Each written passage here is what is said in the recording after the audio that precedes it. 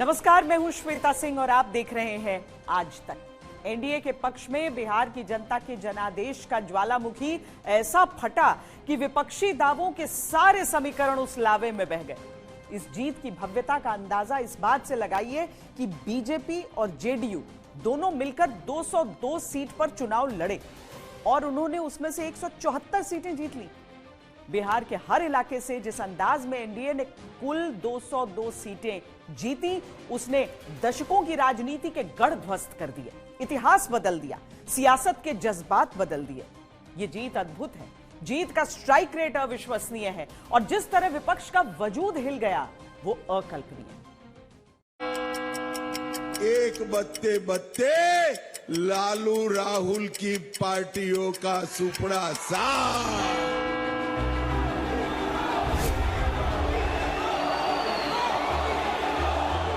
मैं बहुत विनम्रता से एनडीए के सभी दलों की ओर से बिहार की महान जनता का आभार व्यक्त करता हूं। अगली बार जो आप आइएगा ना, तो इस बार हम देखें कि कुछ इधर उधर कुछ जीत गया है, अगली बार सब हारेगा, हमको पूरा भरोसा है। सही समय पे लिया गया सही फैसला। आज की तारीख में बिहार में जरूरत है इस डबल इंजन की सरकार। ये बिहार के लिए अच्छा दिन आया है। हम समझते हैं भविष्य इसका उज्जवल है। 5 साल में बिहार का दशा दिशा दोनों बदल जाए। बोली भारत माता की।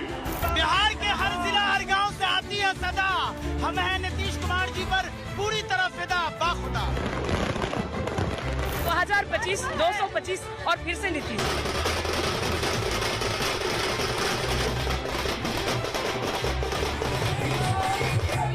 उत्सव का ये जश्न बता रहा है कि बिहार ने जो चाहा था वो पा गया है। ये जीत बड़ी है, लेकिन उससे भी बड़ा है जीत का अंदाज जो जश्न के हर लम्हे में नजर आ रहा है। अद्भुत है जनता का वो विश्वास जिसने डबल सेंचुरी लगवा दी। बिहार की जनता से रिकॉर्ड वोटिंग के लिए आग्रह किया था और बिहार के लोगों ने सारे रिकॉर्ड तोड़ दिए। मैंने बिहार के लोगों से एनडीए को प्रचंड विजय दिलाने का आग्रह किया था। बिहार की जनता ने मेरा ये आग्रह भी माना। अविश्वसनीय है ये स्ट्राइक रेट जिसने बिहार राजनीति की कहानी बदल दी। जदयू और बीजेपी दोनों का स्ट्राइक रेट अब धीरे धीरे देखेंगे बराबर ही रहेगा और एनडीए का स्ट्राइक रेट मैं शुरू से कह रहा हूं कि 2006 से लगभग बराबर रहेगा। अकल्पनीय है विपक्ष की ऐसी हार जिसकी किसी ने कल्पना भी नहीं की थी। इस तरीके से तमाम बातों को ध्वस्त करते हुए एनडीए का प्रदर्शन रहा और जिस तरीके से विपक्ष के तमाम नेताओं की बातें, उनका भ्रम फैलाना, उनका फॉल्स नैरेटिव सेट करना सिर्फ बातें बनकर रह गया। प्रधानमंत्री मोदी के मैजिक और नीतीश की करिश्माई छवि के चलते बिहार चुनाव में नतीजों की ऐसी आंधी चली कि वोट बैंकों के पुराने किले धराशायी हो गए।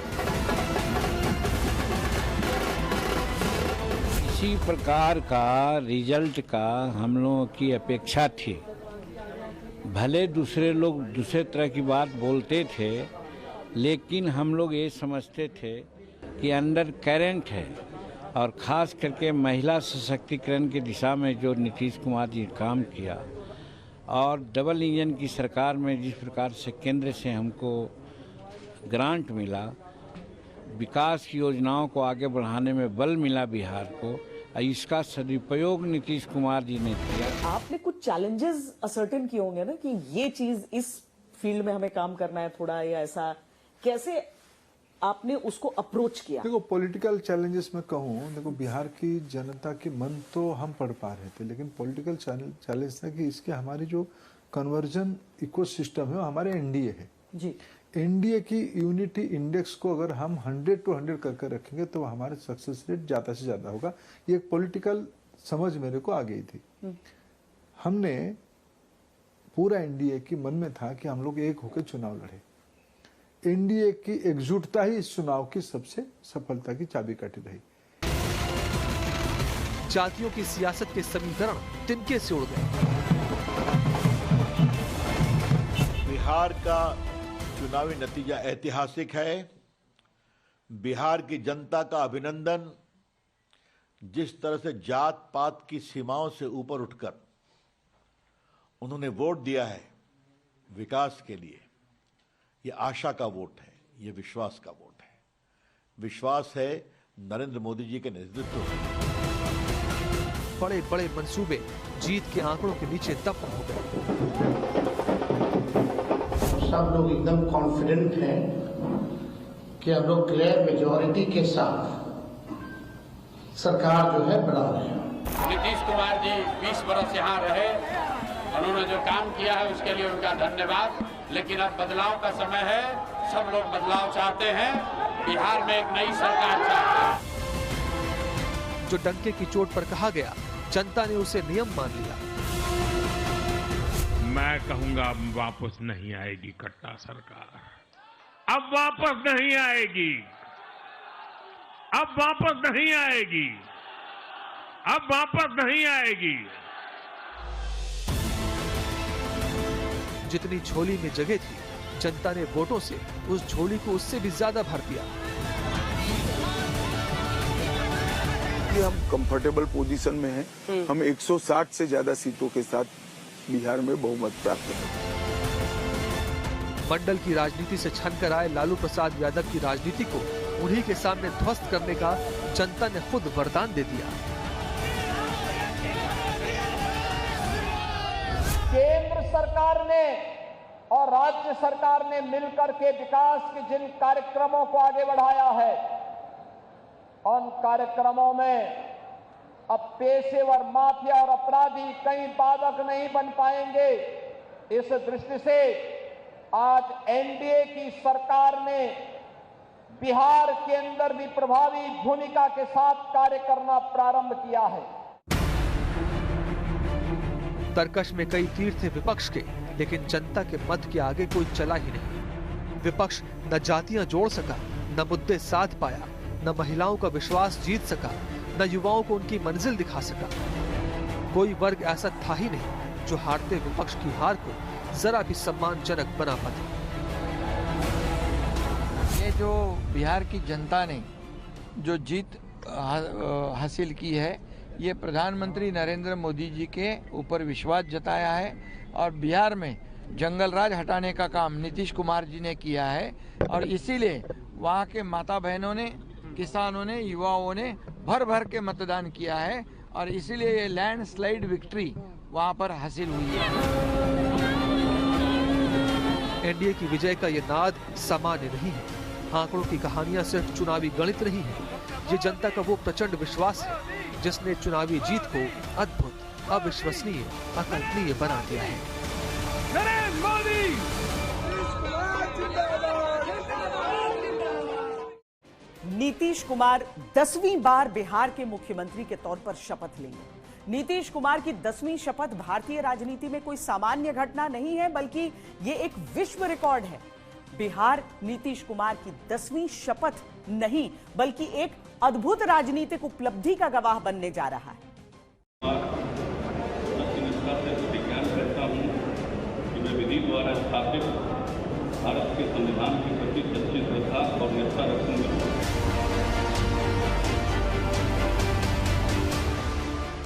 एक ऐसा नेता जिसकी चाल समझने में विरोधी हमेशा चूक जाते हैं। एक ऐसा करिश्मा जो हर बार पहले से तय समीकरण उलट देता है। और एक ऐसी वापसी जिसे देखकर दिल्ली से पटना तक राजनीति नाच रही है। 10वीं बार लगातार शपथ का मंच तैयार हो रहा है और नीतीश के मायने क्या है? वही राजनीति के शिखर, वही किंग मेकर और वही किंग। 20 वर्षों का शासन, लेकिन एंटी इनकम्बेंसी नहीं। जनता का प्यार हर बार पहले से ज्यादा, जनता का विश्वास हर बार नए रूप में।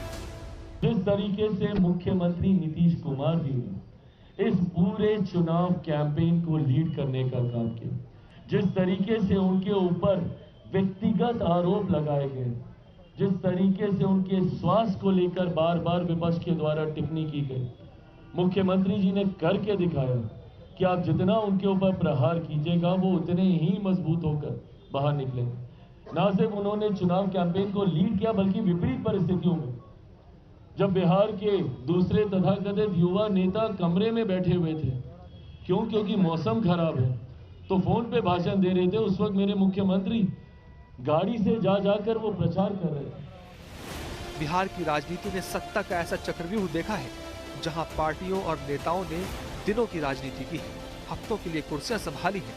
वहीं 20 साल में 10वीं बार शपथ के लिए तैयार नीतीश कुमार ये मानक स्थापित कर रहे हैं कि बिहार में सतत सत्ता का दूसरा नाम है नीतीश कुमार। बिहार से जो काम होता और केंद्र का जो सहयोग चल रहा है इतना ज्यादा चारों तरफ मिलकर के, बिहार तो आगे बढ़ ही रहा, बिहार बहुत ज्यादा बढ़ करके होगा। नीतीश का जलवा देखना है तो तारीखों में देखिए। 2015 में जब वो एनडीए से अलग चुनाव लड़ रहे थे, तब बीजेपी ने उन पर जमकर प्रहार किया था, लेकिन बिहार की जनता ने दुलार किया। अब इस चुनाव में जब विपक्षी नेता उनकी सेहत को लेकर लगातार कटाक्ष कर रहे थे, तब भी बिहार की जनता ने अपना प्रेम उन पर ऐसा बरसाया कि उस बरसात में विपक्ष के सारे कटाक्ष डूब गए। और ये जो भूजा पार्टी वाला जो लोग है ना, ये लोगों तो ईश्वरीय वरदान मिल गया कि मुख्यमंत्री ऐसी अवस्था में है। मुख्यमंत्री अचेत अवस्था में, यही हो रहा है बिहार में। नीतीश कुमार मानसिक तौर पर बीमार है। चुनावों में वादे सभी करते हैं, लेकिन जब नीतीश वादे करते हैं तो जनता उन पर भरोसा करती है।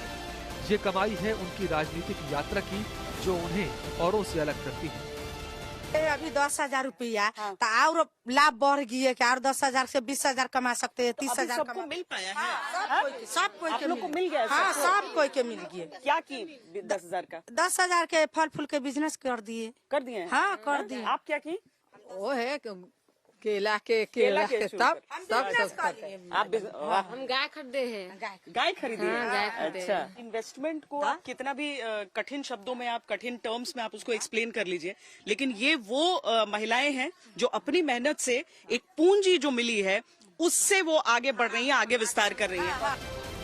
नीतीश ने जाति की राजनीति कभी नहीं, लेकिन जातियों का वोट बैंक उनकी योजनाओं के कारण हमेशा उनके साथ बना रहा, जिससे विपक्ष लाख चाहते हुए भी डिगा नहीं सका। सीएम या पीएम कोई भी सीट खाली नहीं है, यहाँ नीतीश कुमार जी है, वहाँ मोदी जी। जरा सोचिए, 2005 में यानी अब से 20 साल पहले मुख्यमंत्री बनते ही नीतीश कुमार ने अपराध और अपराधियों के खिलाफ अभियान चलाया, जिसके चलते जंगल राज वर्सेस सुशासन का नैरेटिव सेट हुआ। अब 20 वर्ष बाद भी बिहार की जनता सुशासन के लिए नीतीश पर ही भरोसा करती है, जबकि इस बीच पूरी एक पीढ़ी गुजर चुकी है। क्राइम कम हुआ है? क्राइम कम हुआ है उसकी वजह से? जी कम हुआ है जी, कम हुआ अच्छा है। क्योंकि बाकी लोग कह रहे हैं कि हम शराबबंदी हटा देंगे जी, मतलब वापस शराब शुरू हो जाएगा। जी मैम। तो इसमें आप लोग किसके साथ हैं? हम सोचे कि नहीं होना चाहिए मैम। नहीं होना चाहिए, शराबबंदी ठीक है, बढ़िया है। 1995 के बाद नीतीश कुमार ने कभी विधानसभा चुनाव नहीं लड़ा, लेकिन इससे उनकी लोकप्रियता जनता के बीच कम नहीं हुई, बल्कि समय के साथ बढ़ती गई। और इस बार जो जनादेश मिला है वो उनकी लोकप्रियता को अद्भुत, अविश्वसनीय, अकल्पनीय बनाता है। चुनावों में बिहार ने इतिहास लिखा तो उसकी सह लेखिका थी महिलाएं, जो दिखती सामान्य है लेकिन मन से सुनामी होती हैं। राजनीतिक विश्लेषक इस जीत को बिहार में बदलाव की जीत के तौर पर पेश कर रहे हैं, लेकिन असल में बदलाव की चौखट पर खड़ी है बिहार की अद्भुत महिला शक्ति, जिसका दिया विजय का वरदान कभी खाली नहीं जाता।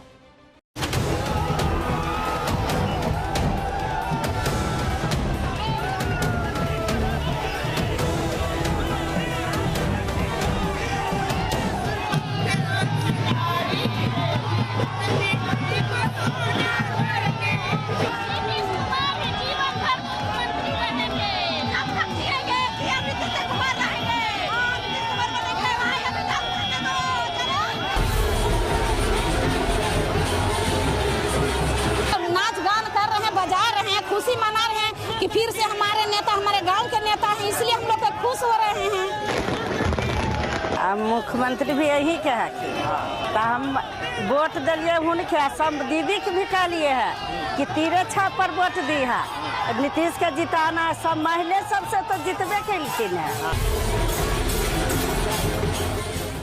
रंगों के उड़ते गुलाल, चेहरे पर चमकती मुस्कान और हाथों में मिठाइयाँ, ये कोई आम जश्न नहीं है।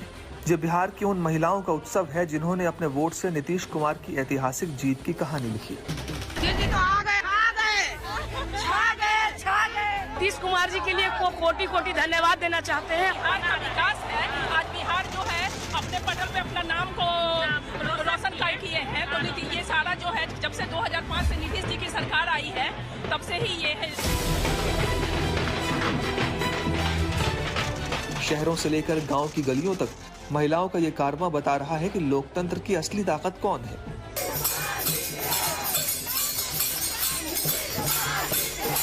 ये तस्वीरें सिर्फ खुशी की नहीं, भरोसे की है। वो भरोसा जिसने नीतीश कुमार को एक बार फिर सत्ता की कुर्सी दी, और वो उम्मीद जिसने बिहार की राजनीति में महिलाओं को सबसे मजबूत आवाज बना दिया। समस्तीपुर जिला में भी बनवाए हैं, रोड पुल बनवाए हैं, जहाँ तहाँ बहुत कचरा था वो सब का सुधार हुआ है। गांव में नल जल दिए हैं, लाइट का व्यवस्था किए हैं, 10,000 रुपया भी जीविका दीदी सबको दिए हैं, इंदिरा आवास देवे किए हैं, सर रोड बनेवे की नाला पुलिया सब कुछ दिए रहे। और आगे जो है बाल बच्चा को पढ़ाई लिखाई और रोजगार दे दे अपना समस्तीपुर बिहार में, सब अपना बाहर कहीं नहीं जाए, सब बिहार यहीं रहेंगे। माँ बाप के तरह उम्मीद रखते हैं, माँ बाप तो पीछे चला जाएगा, मोदी जी पीछे नहीं जा सकते हैं। मोदी से सब उम्मीद है, मोदी तो इतना उजाला किया है गांव घर का, हाँ बहुत गरीब आदमी का बहुत सहयोग किया है। आज महिलाओं के चेहरे पर जो मुस्कान है वो अद्भुत जीत की भी है और अपनी भूमिका के अविश्वसनीय सम्मान की भी। ये जश्न कह रहा है बिहार की आधी आबादी अब सिर्फ वोटर नहीं, सत्ता के फैसले की असली भागीदार है। क्या काम चलता है यहाँ पे? हमारे यहाँ डेयरी चलता है। हाँ। डेयरी पर जैसे किसान लोग होते हैं तो देहात में पहले लोग दूध देते थे ना, तो जैसे अगल बगल में देते थे या तो कहीं दुकान पे देते थे तो वो अपना मनमानी रेट लगाता था। हाँ। लेकिन जब हम लोग को जीविका से डेयरी के बारे में पता चला तो हम लोग डेयरी ले लिए। किसान कितना दूध लेके आ रहा है, हाँ। हम उसमें केन में डालेंगे, वो भी दिखता है कि किसान भी देखता है, हाँ। कि हमारा इतना दूध है, हाँ। और इतना SNF आया है, इतना फाइट आया है, उसी के हिसाब से रेट लगता है। कैसे हम लोग का सम्मान मिला है। जब हम जीविका में जुड़े तो खुद का मायके वाला पहचान हमारा ससुराल में आ गया। इस चुनाव में पुरुषों के मुकाबले महिलाओं का मतदान 8 से 10% अधिक रहा, और ये केवल प्रतिशत का फर्क नहीं था, ये एक राजनीतिक संकेत था जो साफ कहता है कि बिहार की सत्ता में अब महिलाओं की भूमिका सहायक नहीं बल्कि निर्णायक है।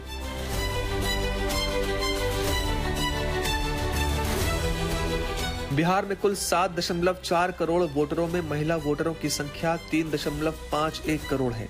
इस बार के चुनाव में 71.6% महिलाओं ने मतदान किया, जबकि पुरुषों का मतदान प्रतिशत काफी कम रहा। इस बार केवल 62.8% पुरुषों ने मतदान किया, यानी 8.8% महिला वोटरों ने ज्यादा वोट डाला। बिहार में कुछ दलों ने तुष्टीकरण वाला MY माय फॉर्मूला बनाया था, पर आज की इस जीत ने एक नया सकारात्मक MY माय फॉर्मूला दिया है, और ये है महिला और यूथ। सालों से बिहार की महिलाएं नीतीश कुमार के शासन को एक ऐसे दौर के रूप में देखती हैं जिसने उनके घरों में शराबबंदी, बच्चों के लिए स्कूल, आने जाने के लिए सड़कें, आर्थिक सशक्तिकरण के लिए जीविका समूह और शिक्षा के लिए साइकिल योजना दी। इन योजनाओं ने केवल लाभ नहीं दिया, उन्होंने महिलाओं को सामाजिक सम्मान और सुरक्षा वाला एहसास दिया। लड़कियों को हम देख रहे हैं शिक्षा बढ़ने के लिए, और उसी तरह से लड़कियां भी खूब पढ़ती है। तो आप देख रहे हैं कि लड़का लड़की लगभग बराबर है, और कई कई जगह पर तो लड़की भी उससे एक आध तो ज्यादा है। तो हम तो शुरू से न कह रहे थे, अब पहले की जो सरकार थी वो कोई महिला पर ध्यान देती थी। हम तो शुरू कहते थे कि अरे हम लोग जो जन्म लेते हैं तो कौन पैदा किया, माँ न पैदा करती है। तो महिला का जो सबसे बड़ा महत्व है, अन्याय होता दूसरी तरफ प्रधानमंत्री नरेंद्र मोदी की उज्ज्वला, शौचालय, जनधन और हाल की 10,000 वाली महिला रोजगार योजना ने महिलाओं को ये भरोसा दिया कि केंद्र और राज्य दोनों सरकारें उन्हें प्राथमिकता देती हैं। एक भाई को खुशी तब मिलती है जब उसकी बहन स्वस्थ हो, बहन खुशहाल हो, बहन का परिवार आर्थिक रूप से मजबूत हो और इसके लिए वो भाई जो बन पड़ता है वो करता है। आज आपके दो भाई नरेंद्र और नीतीश जी मिलकर आपकी सेवा, समृद्धि और आपके स्वाभिमान के लिए लगातार काम कर रहे हैं। इसलिए जब मोदी नीतीश की जोड़ी महिलाओं से आशीर्वाद मांगती है तो वो केवल चुनावी नारा नहीं होता, बल्कि भावनात्मक जुड़ाव का राजनीतिक अनुवाद होता है। पहले तो बहुत दिक्कत थी, जब से ये नीतीश जी हमें ये रोजगार दिए हैं, सिलाई सेंटर जब से खोले हैं तब से हम जो है ना थोड़ा बहुत पैसा कमा लेते हैं, तो अब कोई प्रॉब्लम नहीं होता है घर में। मैं अपने मुख्यमंत्री को धन्यवाद देना चाहूंगी कि उन्होंने महिलाओं के लिए इतना सोचा और कुछ इनकम जो उनको अपने रोजगार के लिए देना चाहे हैं। हम लोग तो बहुत खुश हैं कि चलो कुछ तो इनकम आएगा जिससे हम अपने सपनों को साकार दे पाएंगे, आगे बढ़ पाएंगे। बिहार के चुनावी इतिहास में साइलेंट फीमेल वोटर वो महिलाएं हैं जो राजनीतिक बहसों में हिस्सा नहीं लेती, रैलियों में भीड़ नहीं बनती, लेकिन बूथ पर जाकर सत्ता का असली फैसला लिख देती हैं। कितना बदला है ये एरिया? बहुत बदल गया है, बहुत ज्यादा। हाँ, ये बताइए सेफ्टी के हिसाब से, क्योंकि सब आप लोग लेडीज है, सेफ्टी के हिसाब से ठीक है? बहुत सेफ्टी है, बहुत सेफ्टी है, पहले से बहुत है सेफ्टी है। हाँ, तब बच्चे लोग रात का नहीं भी चले जाते हैं, लड़की लोग तो कोई दिक्कत नहीं होती है। मिलता है तुम लोग को परमिशन कितने बजे तक जाने का? 8 बजे तक जा सकती हो अभी? कितने साल से आप आ रहे हैं इधर? बहुत साल से, बचपन से यही है। बचपन से यही है। कितना बदलता देखा? बहुत बदलता देखा। पहले तो ये पूरा पानी का एरिया था, पूरा पानी ही पानी था, और अब तो देखिए पुल बन गया, बहुत सुविधा हो गई। अब तो बहुत इजीली लोग मतलब जा सकते हैं। पहले से बहुत ज्यादा डेवलपमेंट हो चुका है यहाँ पे। अब पहले हम बच्चों को ले जाने के लिए, खेलने के लिए सोचना पड़ता है, क्योंकि बहुत ज्यादा फैसिलिटी थी नहीं। अब बच्चों को हम यहाँ पे लेके आ जाते हैं साइड पे। साइलेंट वोटरों ने एंटी इनकम्बेंसी की धारा को काटकर प्रो इनकम्बेंसी लहर पैदा कर दी, सिर्फ इसलिए क्योंकि महिलाओं के खाते में 10,000 रुपए की सीधी आर्थिक सहायता दी गई। इसके साथ ही लखपति दीदी कार्यक्रम में महिलाओं को स्वरोजगार, बाजार से जुड़ाव, प्रशिक्षण और लोन के अवसर देकर आर्थिक रूप से सशक्त करने का काम किया। मुख्यमंत्री बालिका साइकिल योजना, पंचायत और नगर निकायों में 50% महिला आरक्षण, पुलिस भर्ती में 35% कोटा और ग्रामीण महिलाओं को बदलने वाला जीविका समूह मॉडल नीतीश कुमार के लिए वरदान साबित हुआ। पहले जो है बैंक में लोन के लिए महिलाओं को बहुत असुविधा होती थी, बैंक में बहुत दौड़ाता था, लेकिन आज माननीय प्रधानमंत्री जी और मुख्यमंत्री जी के प्रयास से हम लोगों को 105 करोड़ की राशि जो है डायरेक्ट अब जीविका निधि बना के, जीविका कोष बना के उसमें दिया गया है, ताकि महिलाओं को लोन लेकर रोजगार करने में असुविधा न हो। नीतीश कुमार ने किया है, कहीं क्या खुश है महिला, खुश है। अब से पहले 400 या 1100 मिल गया तो खुश नहीं रहेंगे। महिलाओं ने सिर्फ वोटिंग में बढ़कर हिस्सा नहीं लिया, चुनावी मैदान में भी नजर आई। बीजेपी ने 12 महिलाओं को टिकट दिया था, 10 जीत गई। जेडीयू ने 13 महिलाओं को टिकट दिया था, 9 जीत गई। एलजेपी ने 6 को टिकट दिया था, 3 जीती। हम पार्टी ने 2 को टिकट दिया, दोनों जीत गई। विधानसभा चुनाव के परिणाम बताते हैं कि नीतीश राज में महिलाओं को सशक्तिकरण का एहसास हो रहा है। पुरुष वर्चस्व वाले समाज में घर के मुखिया से अलग होकर महिलाएं वोट दे रही हैं। ये सच है कि PLFS रिपोर्ट के मुताबिक रोजगार न मिलने से बिहार में करोड़ों युवा घर पर बैठे हैं, लेकिन एक सच ये भी है कि शराबबंदी से महिलाएं खुश हैं। आरक्षण से महिलाओं को तरक्की के अवसर मिले हैं। महिलाओं के नीतीश से इस अद्भुत, अविश्वसनीय, अकल्पनीय कनेक्शन ने बिहार में NDA की जीत की कहानी लिखती। बिहार के नतीजों से एक बात और साफ होती है, और वो ये कि जब प्रचार के मैदान में उतरते हैं प्रधानमंत्री मोदी तो कहानी बस जीत की नहीं बनती, बल्कि बनता है अद्भुत, अविश्वसनीय, अकल्पनीय इतिहास। 14 रैलियों और एक रोड शो के जरिए पीएम मोदी ने बिहार चुनाव में ऐसी बाजी पलटी कि नीति, नियत और नेतृत्व पर विपक्ष का हर सवाल निरर्थक साबित हुआ।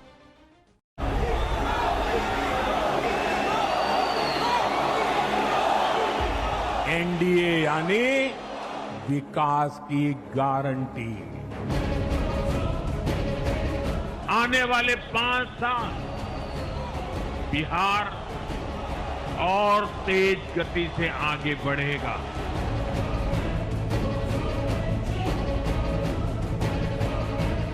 जंगल राज वालों को 65 वोल्ट का झटका लगा है। बिहार के लोगों ने बिल्कुल गर्दा उड़ा दिया है। मोदी मोदी मोदी मोदी। ये आत्मविश्वास इसलिए था क्योंकि प्रधानमंत्री मोदी ने हवा का मिजाज शायद पहले ही भांप लिया था। अपने 2 महीने के अथक चुनाव प्रचार में समझ लिया था कि बिहार की जनता क्या चाहती है, और ये भी कि पिछली बार जैसा बहुमत मिला था इस बार आंकड़ा उसके पार जाएगा। एनडीए की अब तक की सबसे बड़ी विजय इस चुनाव में पक्की है दोस्तों, और इसलिए 14 तारीख के बाद आपको मैं कह रहा हूं विजय उत्सव की तैयारी कर लीजिए। इस जीत के साथ ही बिहार का चुनावी इतिहास एक बार फिर एक महान अध्याय लिख चुका है, और इस कहानी में केंद्र में है प्रधानमंत्री नरेंद्र मोदी। उनकी रणनीति, उनकी ऊर्जा और उनकी चुनी हुई राह ने एनडीए को न सिर्फ जीत दिलाई, बल्कि आगे भविष्य के लिए एक अद्भुत, अविश्वसनीय, अकल्पनीय विजय की नींव रखती है।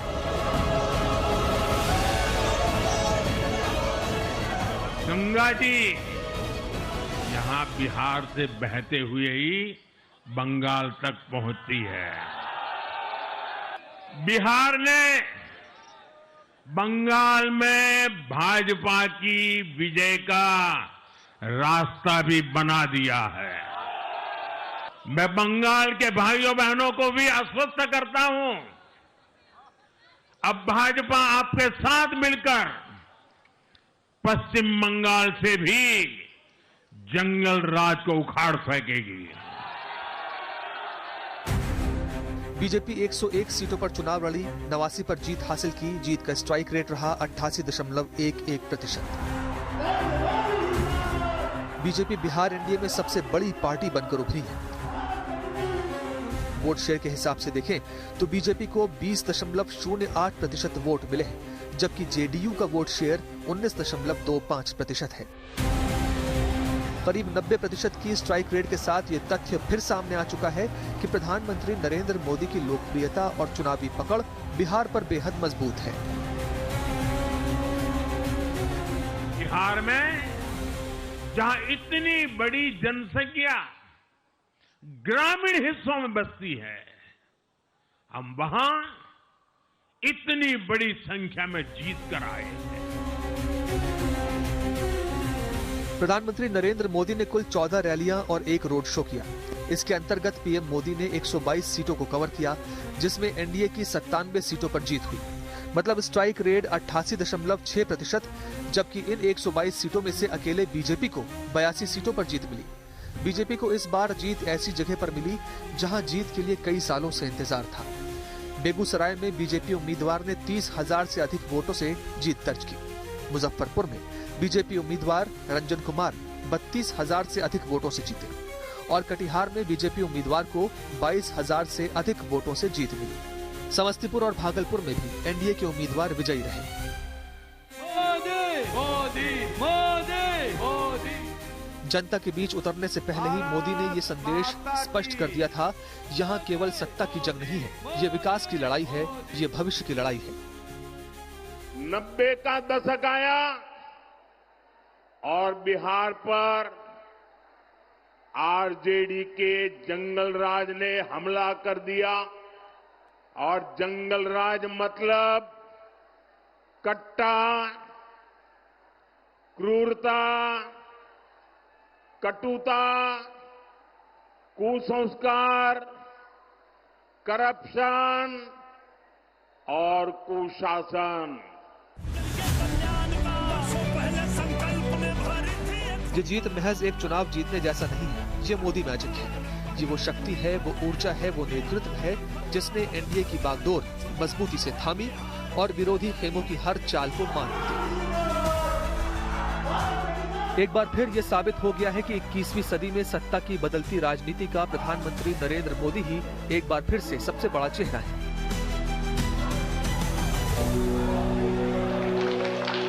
इस जीत की वजह है पीएम मोदी का अथक परिश्रमी व्यक्तित्व जो थकना नहीं जानता। तभी तो एक दिन में 4-4, 5-5 रैलियां, रात में बैठक, दिन में जनसभा, पूरब, पश्चिम, उत्तर, दक्षिण सारी दिशाएं प्रधानमंत्री के पैरों से नप गई। इस बार पीएम मोदी ने एक नया इतिहास लिखा है। ये एक ऐसी जीत है जो अद्भुत है, अविश्वसनीय है, अकल्पनीय है।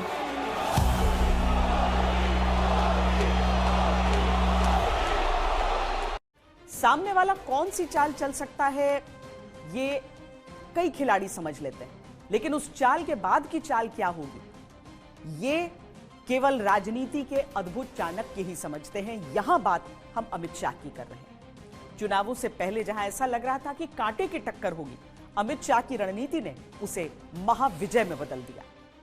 विजय के संकल्प का मुट्ठी बींचिए और प्रचंड आवाज से बोलिए, जय श्री राम, जय जय श्री राम।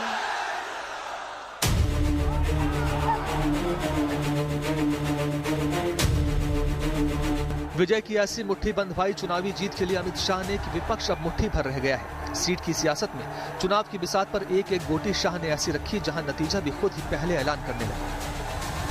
मैं इतना कहना चाहता हूं कि 160 सीट एनडीए की पार्टियों को मिलेगा, बाकी जो बच जाता है 160 से ज्यादा में मिलेगा, बाकी जो बच जाता है वो 22 पार्टियों में बटेगा। चुनाव का नतीजा जानना चाहते हो क्या? जानना है क्या? अरे जोर से बोलो, जानना है क्या? तो मेरी बात याद रखना, 14 नवंबर 8 बजे बैलेट बॉक्स खुलेंगे, मतपेटियां खुलेगी, 9 बजे मतगणना शुरू होगा और 1 बजते बजते लालू राहुल की पार्टियों का सुपड़ा साफ। चुनाव परिणाम आते ही दिल्ली से बिहार तक, बीजेपी से लेकर जेडीयू के दफ्तर तक में जीत की दिवाली, होली मनाई जाने लगी, जिसमें अमित शाह की रणनीति, प्रचार नीति का बहुत बड़ा जोर है। अमित शाह ने बिहार में कुल 36 रैलियां की, 33 जगहों पर एनडीए की जीत हुई, 92% स्ट्राइक रेट रहा।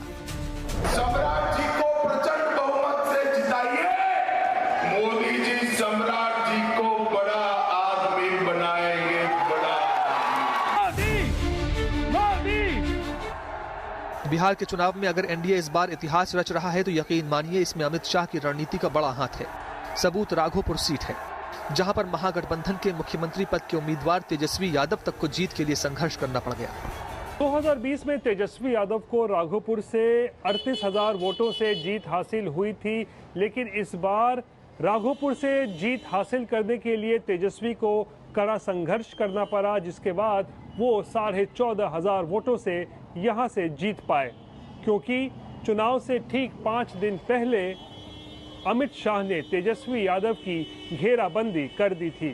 दरअसल 6 नवंबर को राघोपुर में मतदान होना था और उससे ठीक पहले यानी कि 5 दिन पहले 1 नवंबर को बीजेपी में राकेश रोशन को शामिल कराया गया। दरअसल राकेश रोशन वो शख्स हैं जिन्होंने 2020 में राघोपुर से लोक जनशक्ति पार्टी के टिकट पर चुनाव लड़ा था और 25,000 वोट हासिल किए थे। बताया जाता है कि राघोपुर में राजपूत समाज के अंदर राकेश रोशन की अच्छी खासी पकड़ है, जिसकी वजह से राघोपुर में तेजस्वी यादव इस बार घिर गए थे।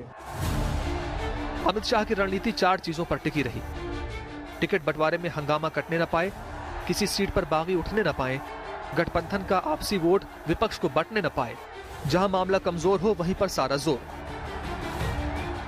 आप एनडीए पर भरोसा करिए, जंगल राज को हम आने नहीं देंगे, बिहार में घुसने नहीं देंगे।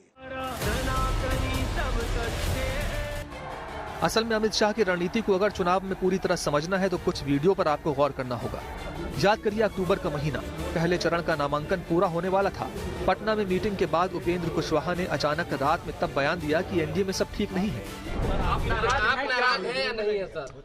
नाराज और प्रसन्न होने का कोई मामला नहीं है, आपको उनसे सवाल पूछना चाहिए था। लेकिन पहले आपने अपने लोगों से माफी मांगी, फिर शेरो शायरी आपने की, साजिश की बात कही। क्या उपेंद्र कुशवाहा के साथ साजिश हो रहा है? देखिए, क्वालिटी ऑफ सीट नहीं मिला है। This time nothing is well in NDA. इसके कुछ ही देर बाद सुबह उपेंद्र कुशवाहा को दिल्ली बुलाया जाता है। वहां वो अमित शाह से मिलते हैं। मिलने के बाद कहते हैं हम साथ साथ हैं। सितंबर के आखिरी हफ्ते में पवन सिंह पर बड़ा कंफ्यूजन था और फिर दिल्ली भोजपुरी स्टार पवन सिंह को बुलाया जाता है। मीटिंग के बाद विनोद तावड़े बाहर आकर ऐलान करते हैं पवन सिंह बीजेपी के हैं, बीजेपी के रहेंगे। अब आपको लगेगा कि जो जीत बिहार में मिली है इसमें पवन सिंह का क्या रोल है, तो समझिए अमित शाह छोटे समीकरण से बड़ी सियासत कैसे साधते हैं। भोजपुर इलाके में 8 जिले में 49 सीटें आती हैं। एनडीए का बहुत कमजोर गढ़ है। 2020 में यहां एनडीए 11 सीट हासिल कर पाया था। लोकसभा चुनाव में पवन सिंह के निर्दलीय उतरने से इसी इलाके की काराकाट सीट एनडीए हार गया था। लेकिन पवन सिंह को एक साथ करके इस बार गणित अमित शाह ने पलट दिया। अब की बार भोजपुर में 49 में से 40 सीटें एनडीए ने जीती हैं। ये गठबंधन की सरकारें थी तब कुछ होता था? अरे जोर से बोलो, होता था? नहीं यार, होता था। कुछ भूल जाते हो।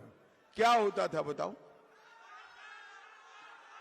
चारा घोटाला होता था या नहीं होता था? बाढ़ का घोटाला होता था या नहीं होता था? जंगल राज आया था या नहीं आया था? अमित शाह ने टिकट बंटवारे से पहले अगर सब कुछ सेट किया तो फिर टिकट बांटने के बाद भी वोट बंटने नहीं दिया। बागी को मनाया। गोपालगंज सदर विधानसभा सीट में बीजेपी की मौजूदा विधायक कुसुम देवी का टिकट काट दिया गया था। इस फैसले से नाराज कुसुम देवी ने खुले तौर पर बगावत कर दी थी और अपने बेटे अनिकेत कुमार का निर्दलीय नामांकन दाखिल करवा दिया था। शाह से मिलने के बाद पर्चा वापस लिया।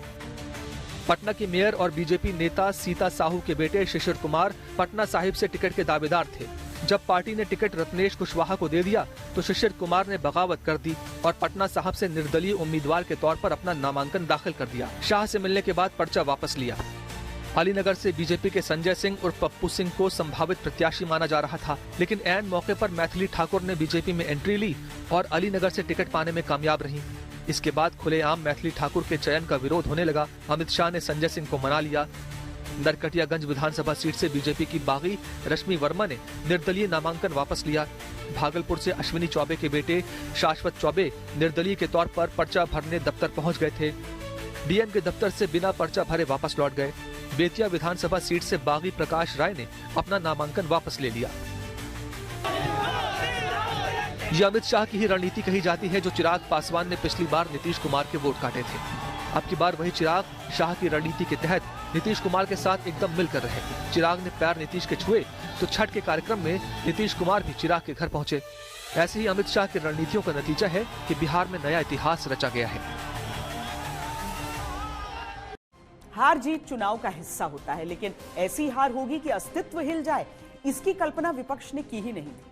आरजेडी को विपक्षी दल के नेता की कुर्सी तक बड़ी मुश्किल से हासिल हुई। राष्ट्रीय पार्टी कांग्रेस दहाई के आंकड़े को नहीं छू सकी और उप मुख्यमंत्री पद के घोषित उम्मीदवार मुकेश सहनी को नील बटे सन्नाटा मिला। विपक्ष के लिए यह हार अप्रत्याशित और अकल्पनीय है, जिसकी समीक्षा करने में उसे काफी वक्त लगेगा।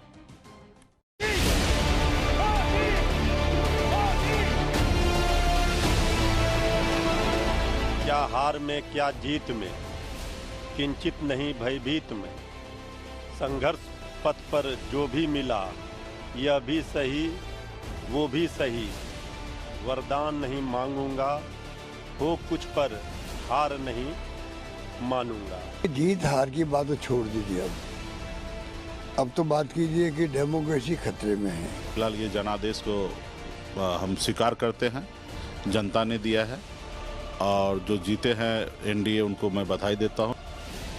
इस बार जो हुआ उसकी कल्पना न सत्ताधारी दल ने की थी, न ही विपक्ष ने। बिहार की सियासत में जो तस्वीर निकली है उसने कई दलों की राजनीतिक जमीन को हिला कर रख दिया है। हार तो विपक्ष की थी, लेकिन इतनी बड़ी हार, इतनी एक तरफा हार और कई सीटों पर अनुमान से कई गुना अंतर, ये अकल्पनीय है।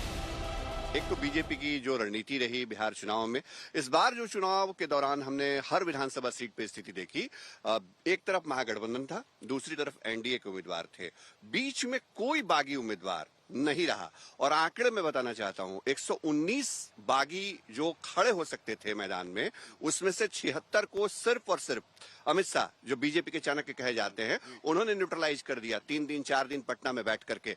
तो आप देखिए, वोट का बंटवारा हुआ नहीं। जो उम्मीद लगाए बैठे थे महागठबंधन के लोग कि बीजेपी के बागी उम्मीदवार या जो ऐसे कैंडिडेट जो उनका वोट शेयर कम कर सकते हैं, वो चीजें नहीं हुई हैं। तो ये एक बहुत बड़ा फैक्टर है।